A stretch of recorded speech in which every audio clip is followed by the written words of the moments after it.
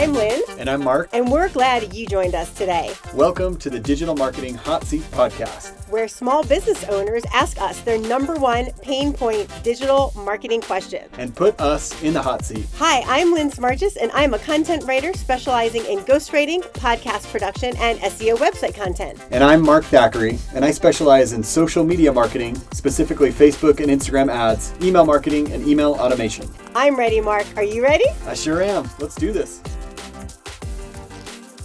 Hey, small business owners. We're so glad you joined us again for another episode of the Digital Marketing Hot Seat Podcast. And if you are new, welcome to the podcast. We're so excited that you joined us today.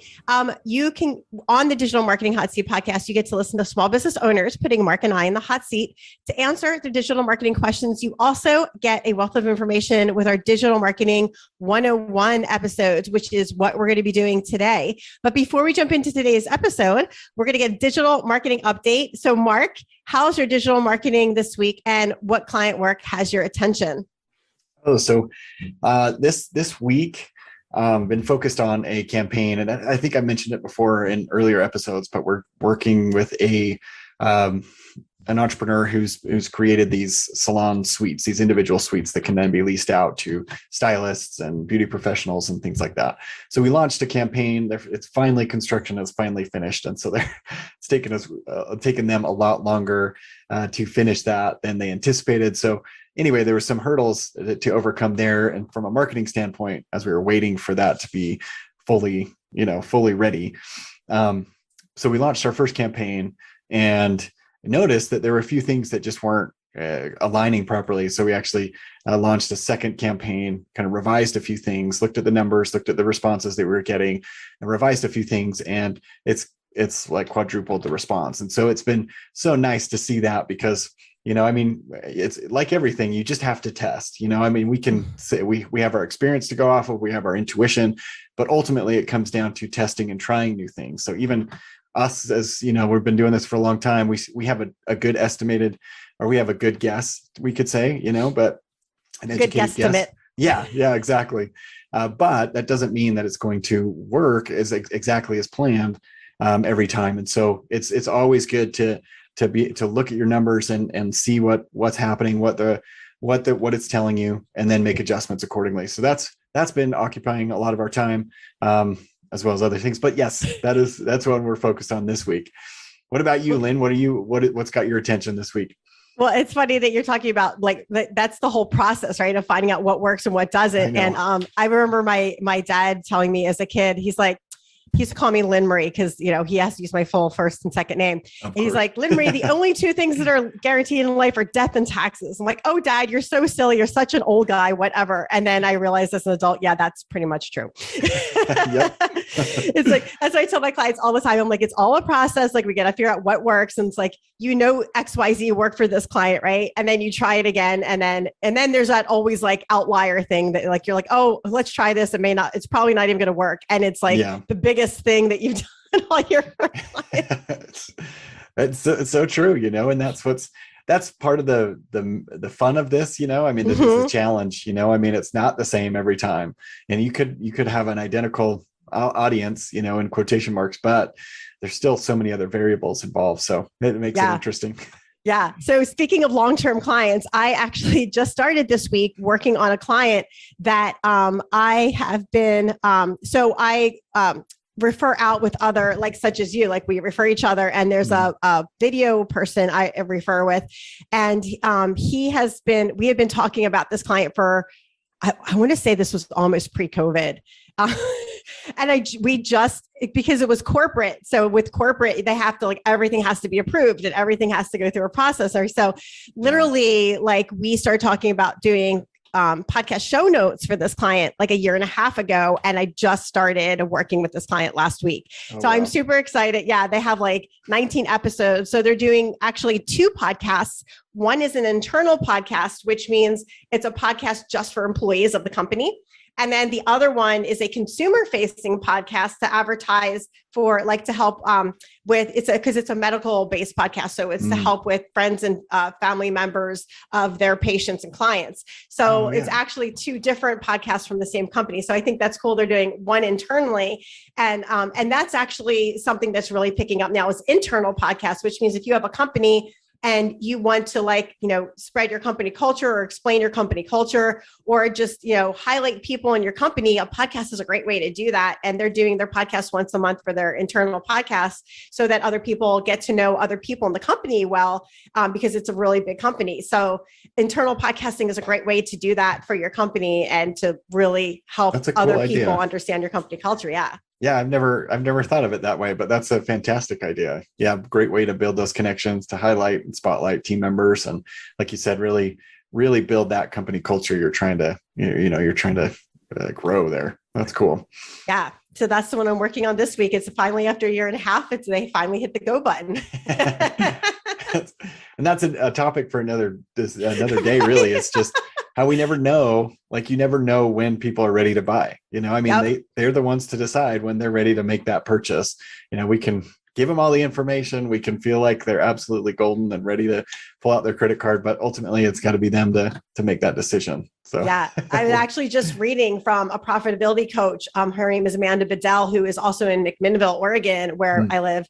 She was saying that it can take up to 20 touch points for someone to buy nowadays with all of the content that's going out there. So yeah, it's really important to get your word out now more than ever, so you can get those touch points. Yeah. 100%. That's cool. All right. So Mark, what is our topic this week for episode 21?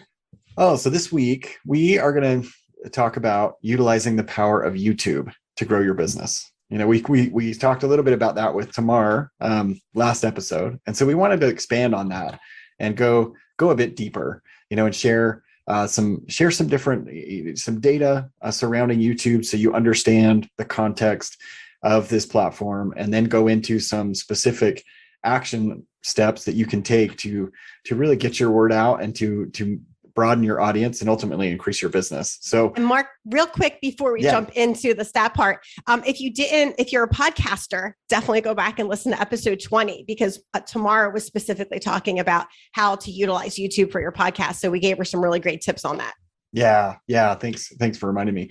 So YouTube is a fascinating one, because it is, when you look at the other platforms, it's a bit different in a lot of ways. It's used a lot as a search engine, whereas you don't think of Instagram and Facebook necessarily as search engines. At least I wouldn't, I wouldn't categorize them as such. I know they are technically in a lot of ways, but YouTube is different that way, and so we're going to talk a little bit about the mindset of people that are going onto YouTube and how that can factor into how you market and how you advertise and promote on YouTube.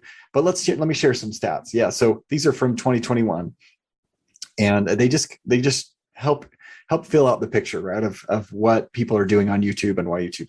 So there are more than 2 billion with a B active users on YouTube. This is from 2021. That's incredible. That's like almost a third of the world's population. I know. And it's more than a fourth of the world's population use YouTube every single month. Wow. Which includes like every millennial on the planet, I'm sure. I know. It's wild. There are more than 122 million active users every single day. And so every single day, people are getting 122 million people hopping onto YouTube for whatever reason. And they say on average, a visitor will spend 16 minutes, just under 17 minutes. So 16 minutes, 44 seconds on YouTube every single day. That's a lot of time spent on this platform. And so but that for us as marketers, that represents a huge opportunity to tap into that audience. Is to really build that connection. And we've talked about this before on the podcast, but video is so unique in that regard, because just like we're doing right now, Lynn and I we're talking back and forth. You can see my crazy hand gestures. Hopefully they're not obscene or anything like that, but you can get a better feel of your personality that way. If you're just listening, and audio is great. Audio's better than text in that regard, where you can get a better, intonation and sarcasm and things like that you can pick up on. But with video too, you're also getting the nonverbal that you're not seeing with just audio exclusive. And so yeah, it's kind of that next level. And that's one of the reasons why you see a lot of these platforms, these other social media platforms, prioritizing video more and more and more. So you're seeing, I mean, that's why TikTok has risen. It's one of the top. It actually surpassed Google for the most trafficked website. And I think it'll probably go back and forth, but so the top three are TikTok, Google, and YouTube. Those are the top three most trafficked websites out there. And the cool thing about video is that like a lot of platforms have like a specific age they really target, but like on YouTube, it's like with video, like people of all ages like to watch video. It's not like something that is unusual for people that are older to watch or younger to watch, because even like, an older demographic, they're used to watching TV, and all video is TV on your computer. So yeah, it's very relatable to all age groups. Yeah, that's such a great point. I'm glad you brought that up, because this means that, for us, we can be reaching, it doesn't matter as much who your audience is, because you have that opportunity to connect with them. We see with some of the other social platforms, you see a pretty significant drop off as you increase the age, for engagement on that platform. So Facebook and Facebook extends a little bit longer, but Instagram and TikTok, I mean, you just don't see that as you progress into these more mature audiences or older audiences. And the other thing with social platforms too, a lot of them, because of the nature of them, are better for specific like business types or categories or genres. But YouTube, it doesn't matter what genre, category, or niche you're in, like YouTube is a place to be. Yeah. And that's what's really fun about it too, is you really can connect with anyone, with that in any industry, any niche. So the other thing I wanted to bring up is before we get into the how-to action items, let's talk a little bit about why people come to YouTube. There's a lot of reasons we go on there to pass time and to be entertained, or to but sometimes it's news, getting news bites and news clips, and but a lot of people go on there for educational purposes, for these how-to, they're asking a question. It's morphed into more of this search, engine, similar to Google, where people will type in a question and seek out an answer that is presented in a video format. Just a really quick, great example of that is when I was at the Sundance Film Festival in Park City pre-COVID, I met the director and the producer of the Kifaru film, which talks about how James Mwenda saved the DNA and the genetics of the last remaining white rhinos in North Africa. Oh, yeah. And I asked him, I said, well, how long have you been a film producer and director or film producer? And he says, this is the first film I've ever made. And I went on YouTube to learn how to make a film, like how to edit the film. Like literally he went on YouTube and just watched a bunch of videos. And then his film ended up being an award winner at Sundance and everything. So it just goes to show you, cool. It's like, yes, it might be a little harder to do that on YouTube, because like some, every how-to video isn't great, but just a perfect example of using how-to videos to learn how to do something and apply that in your field. Yeah, that is a great example. That you don't necessarily have to have formal training. And that's again why people go to YouTube is because that content is available, and it's readily available, and it gets, and their algorithm has improved now so that they are providing better quality, informational videos at the top of the searches, because that's going to help them out in the long term. So, I will say really quick, if you're doing an informational video, do not do an informational video and not talk on it. That's the one that drives me crazy. It's like you see people and they're like working or whatever, and they're showing you with it, but they're not saying what they're doing. And I have no clue. Yeah. So if you do an informational video, please explain what you're doing, like verbally. Yeah, kind of walk them through and narrate as you go, because that is you do see some of those out there. That's funny, this is we bring this up just to help you remember that as you create content for YouTube, think about the mindset of a YouTube user. As you're going, they're coming on here, they're searching for an answer to a question, and the way I think of it is you want to cater that your content to match that mindset, and so you want to, there's a great old very old school copywriter named, and now I'm going to blank the name. I'm sure. Robert Collier is his name, and he was an old school print copywriter from early 1900s. But he used to say, you have to enter the conversation that's already going on in the prospect's mind, so that we go around and we have this ongoing conversation. It's not necessarily audible, but it's something that we're thinking about in the back of our head. Oh, I got to figure this out. How do I grow my business? Or all these things. And that's what you want to tune into. You don't just want to, we wouldn't want to put something out on YouTube that's just like screaming, hey, buy this product or service right now. You have to bridge, you have to connect with that conversation that's already going on in their head before you do that. And a great way to do that, if you're not sure what kind of conversations are going on in your client's head, is just like go on some Facebook groups where your clients would hang out and see what they're talking about. Yeah. Yeah, that's a great one. You could do a Google search, and a lot of times it'll pull up similar questions or similar queries at the bottom of your of your search. You just need to scroll all the way down to find it.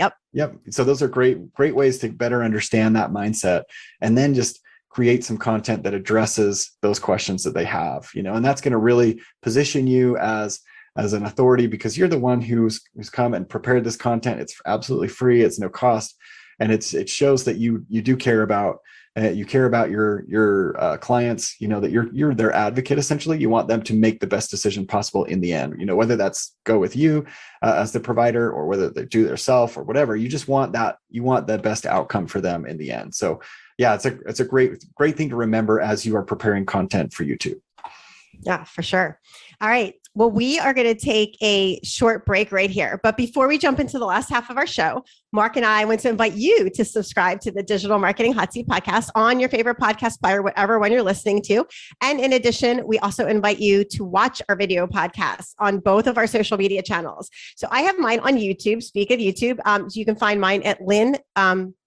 You can find mine at Right For You Content Creation on YouTube, and you can find Mark at Mark Thackeray Group on Facebook. And always, the links mentioned are going to be in the show notes underneath the album cover. Do you need more people visiting your website? Are you looking for higher ranking on Google searches? Or are you frustrated by the ever-changing rules of social media? Mark and I are here to take away the headaches and stress of digital marketing with services such as website content, social media ads, and website SEO. We can provide the digital marketing magic you need to increase the number of people seeing your website and clicking on your business links. Visit our website at www.digitalmarketinghotseat.com and hit us up on our contact page to reserve your complimentary consult. Find out how our marketing team can take the worry and hassle of digital marketing off of your plate and onto ours.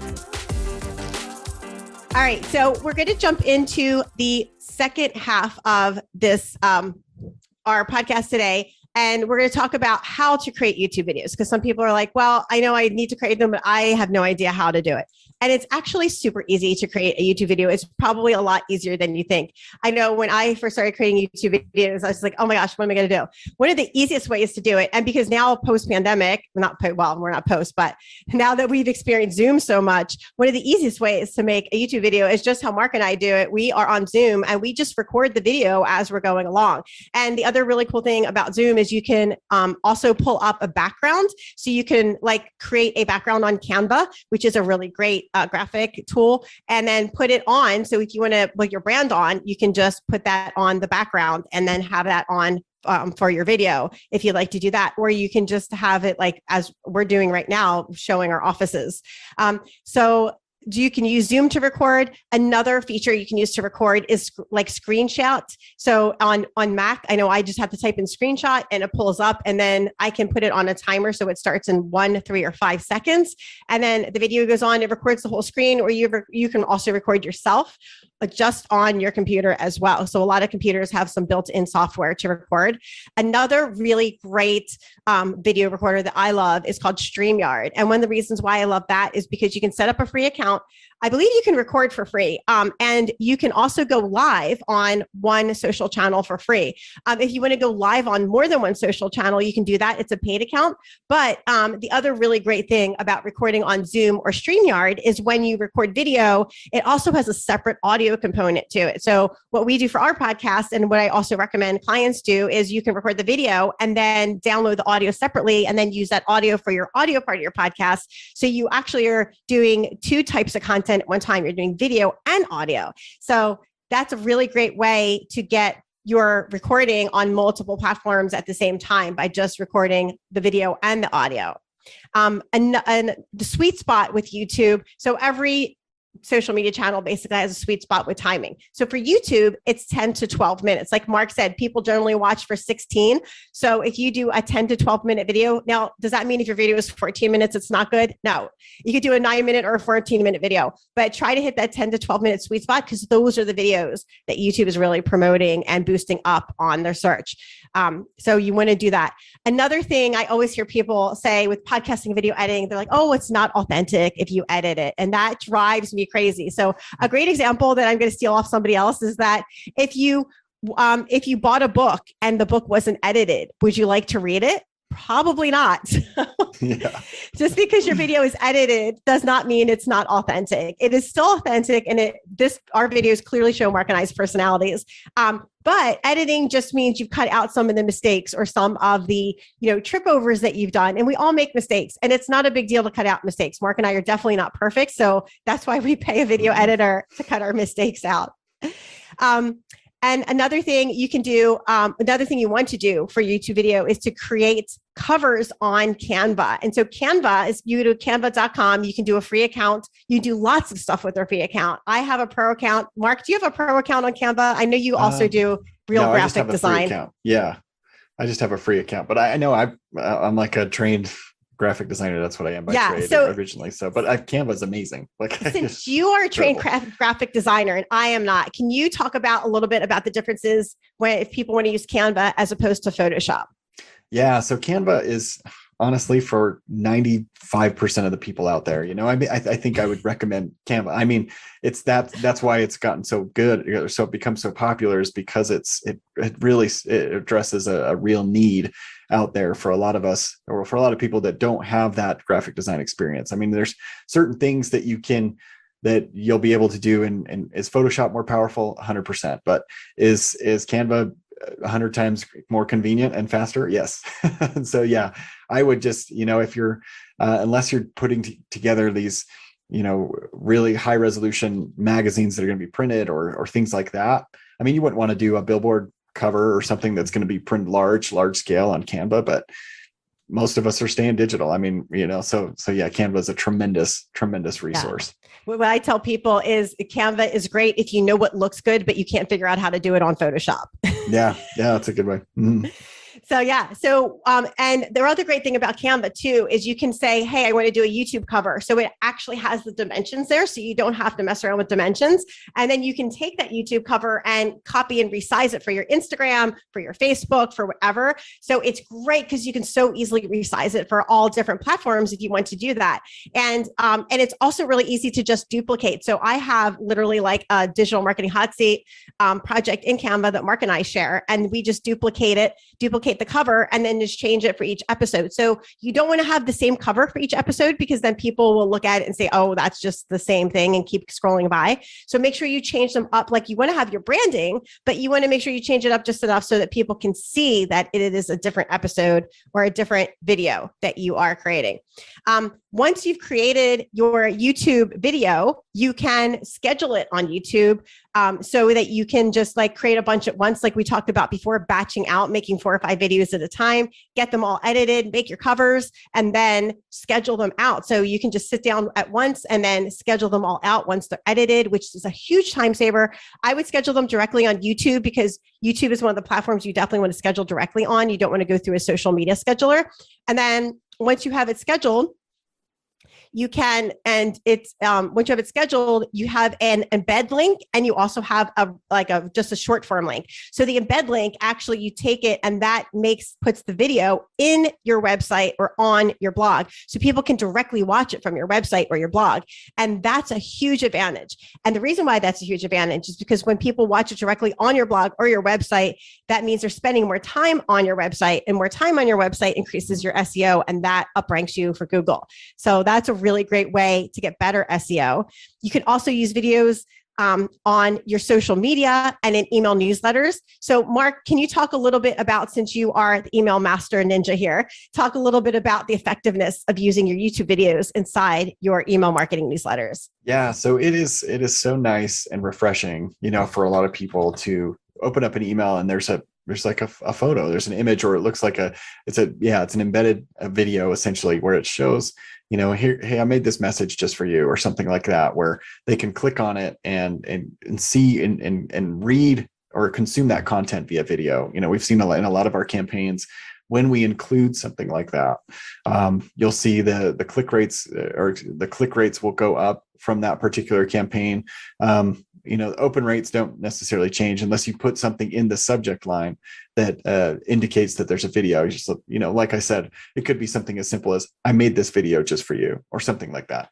But when you include it inside the body of an email, you're going to see that engagement rate go up. And that is actually one of the things that like Gmail, for example, it's a Google property, and they use that algorithm that they've perfected in the Google search. I mean, that comes into play with your email too. If you're not opening those emails, if you're not clicking and engaging with those emails, then they'll be less likely to even show those emails. Sometimes if you're not getting that engagement, if they're not opening those emails, they won't even show the email. They consider it almost as spam. Yeah, no, it's a really good point. And another thing to do too, which is a really great tool to use, is making a link tree. So Linktree is linktr.ee, I believe is the website, and put your YouTube channel on it. So one of the really big benefits with Linktree is you can put multiple links on. It's basically like an electronic business card, but you're only using one link for the Linktree. So when people click on your Linktree, they can see multiple links. So you can put your lead magnet on there. You can put your YouTube channel on there, whatever you want. And it's really a great tool for Instagram, because Instagram only allows you to put one link. And so Linktree solves that problem of having more than one link on your Instagram. So it's a really great thing to put on your Linktree as well. So Mark, anything else you wanted to add about why people want to use YouTube? I think we covered a lot in this podcast. I know. People are like, enough about YouTube. No, I thought we covered all that. I mean, there's so much, there are a lot of things that we could talk even more about, but I think this is a fantastic foundation. So no, I'm good. Awesome. All right. And so our next episode 22, Mark, what are we going to be talking about? What can our listeners expect for the next episode and video for the Digital Marketing Hot Seat podcast?